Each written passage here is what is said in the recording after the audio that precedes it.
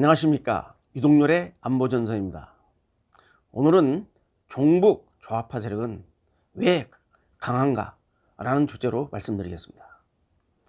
여러분, 80년대 90년대 초반까지 우리 사회 내에서 이 종북 좌파 세력, 북한을 추종하는 이 종북 세력과 이른바 주사파 세력이죠. 그리고 북한을 추종하지는 않지만은 대한민국을 사회주의로 변혁시켜야 된다는 이러한 주장을 펼치는 이런 좌파 세력이 우리 사회에서는 사실상 소수였습니다. 전체 성인 인구의 10%도 안 되는 그런 아주 소수 세력이었어요. 그런데 2000년 대에 와가지고 이제 이들 종북 좌파 세력이 지지하고 후원을 보내는 세력이 우리 사회의 주도 세력으로 등장해 버렸습니다. 자, 그렇다면은 한때는 대한민국에서 소위 대한민국의 자유민주주의를 지키기 위한 이를 가치로 하는 소위 보수 우파 세력이 성인 인구의 50% 정도를 점유하고 있었습니다. 그리고 한 35% 정도가 이게 이제 중도 세력이고요. 나머지 10에서 15% 정도가 이게 소위 좌편향, 좌파 성향이었습니다.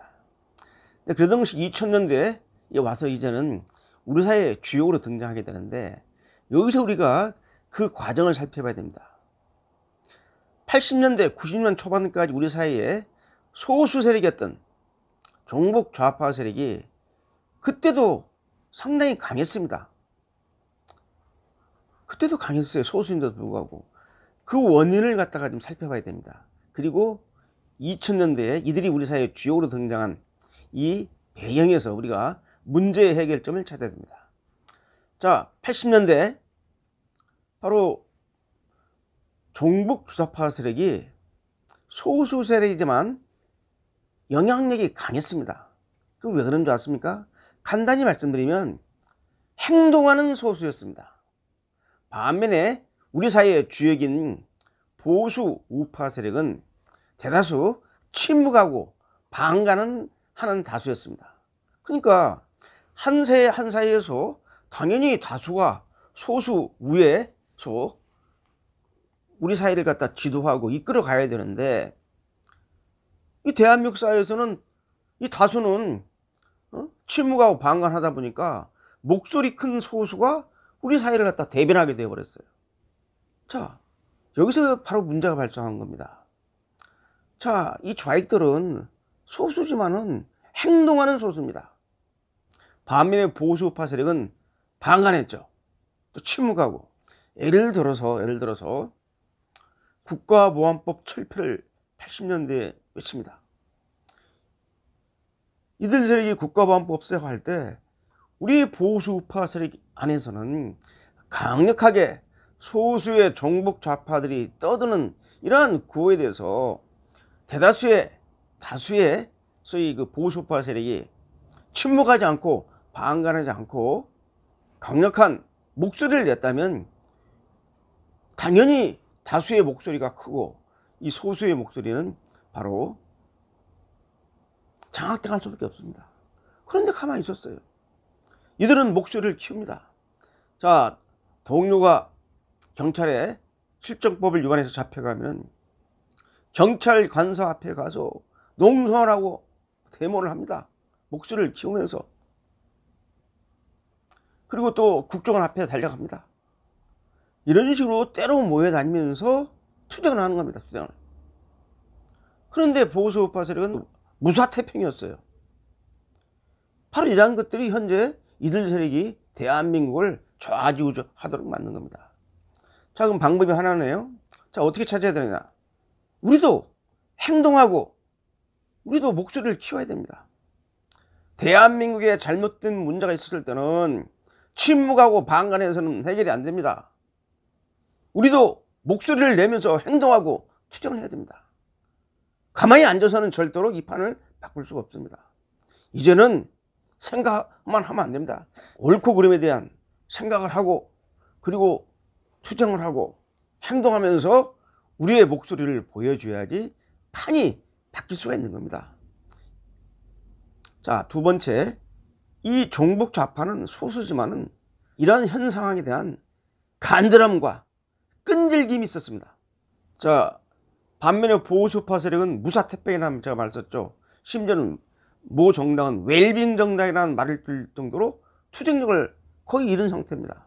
호랑이가 있는데 손톱 발톱을 사용하지 않고 가만히 이빨을 사용하지 않고 가만히 앉아 있으면 그 호랑이가 그 사이를 지배하겠습니까? 고양이 새끼가 손톱을 갈고 큰 소리 치면은 그 사이는 고양이가 지배하는 겁니다. 호랑이가 있으면 뭐합니까? 마찬가지로 침묵하고 방황하는 다수에다가 하나 더 붙여서 간절함이 없습니다. 간절함이. 이 사안에 대한 간절함, 끝까지 이걸 갖다 돌파시키겠다는 그런 경결한 그런 정신이 없는 겁니다. 그러니 우리가 지는 거죠. 사상전요? 사상전에 우리가 이겨야 되는데 사상전을 하려면 어떻게 합니까? 저들 주장에 대해서 낱낱이 반박하면서 우리가 강력하게 이 문제에 대해서 이 간절함과 이 끈질김, 우리의 지속적인 투쟁력을 보여줘야지 판을 바꿀 수 있는 겁니다. 우리한테는 그런 게 없어요. 그런 게 없습니다.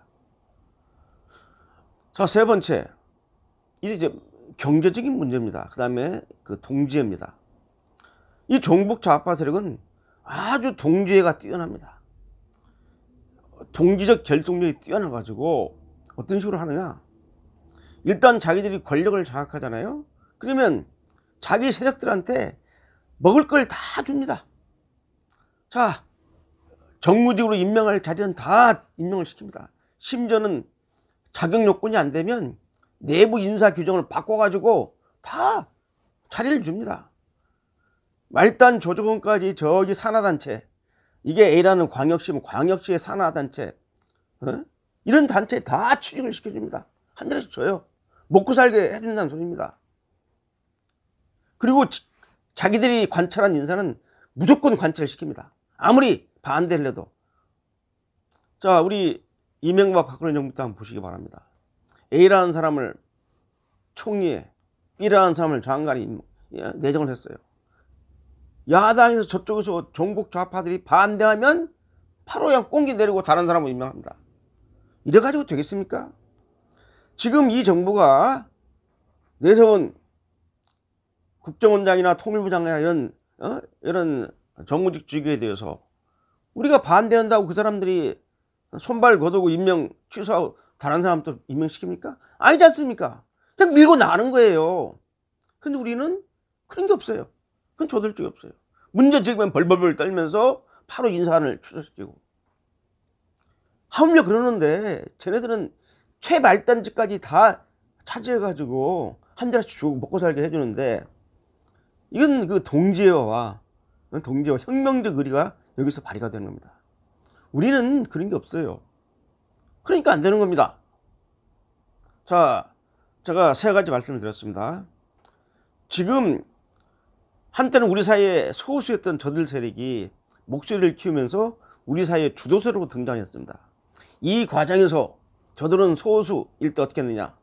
행동하는 소수였고 투쟁을 했습니다. 두 번째, 끈질김이 있었고 간절함이 있었어요. 이런 문제를 갖다가 풀기 위한 투쟁정신이 뛰어났습니다. 세 번째는 혁명적 의리를 발휘해서 이른바 혁명적 동지애를 발휘해가지고 이들을 갖다가 꼭 챙겼습니다. 그리고 자리를 주고 그들을 격려하고 여러분의 노력이, 투쟁이, 행동이 결코 헛된 게 아니었다. 오늘 우리 이러한 투쟁으로 오늘 우리가 우리 사회를 주도하는 것이다 라는 자긍심을 갖게 해줬습니다.